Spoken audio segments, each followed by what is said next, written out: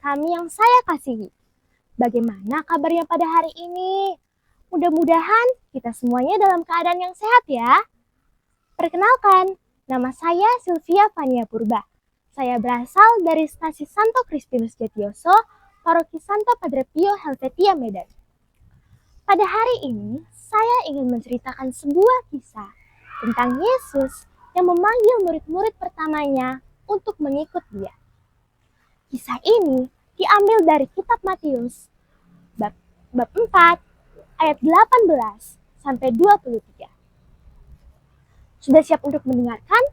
Kita mulai ya. Ketika Yesus ingin memulai pekerjaannya, ia berjalan menyusuri danau di Galilea. Di sana, ia melihat dua orang bersaudara, yaitu Simon yang kita sebut sebagai Petrus dan Andreas saudaranya. Mereka adalah seorang penjala ikan atau dapat kita sebut sebagai nelayan. Yesus melihat keduanya sedang menebarkan jala di tengah laut untuk mendapatkan ikan. Lalu Yesus memanggil mereka. Mari, ikutlah aku dan kamu akan kujadikan sebagai penjala manusia. Tanpa banyak pertanyaan, Petrus dan Andreas segera meninggalkan jala mereka lalu mengikut Yesus. Mereka pun melanjutkan perjalanan mereka. Tak jauh dari sana, Yesus melihat pula dua orang bersaudara lainnya, yaitu Yakobus anak Zebedeus dan Yohanes saudaranya. Bersama ayah mereka Zebedeus, mereka sedang membereskan jala di dalam perahu. Yesus pun memanggil mereka, sama seperti ia memanggil Petrus dan Andreas sebelumnya.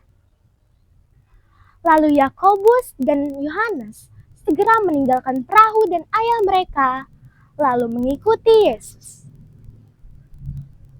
Setelah itu, Yesus bersama murid-murid pertamanya berkeliling di seluruh Galilea.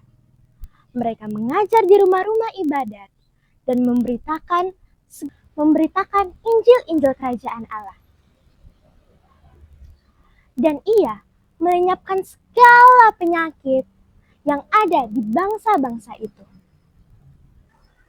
Nah, teman-teman misioner, bagaimana kisah yang baru saja kita dengarkan tadi? Menarik bukan? Kira-kira pesan apa ya yang dapat kita ambil dari kisah yang tadi?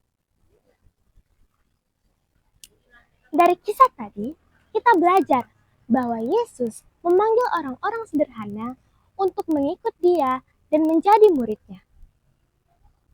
Petrus, Andreas, Yakobus, dan Yohanes merupakan seorang penjala ikan.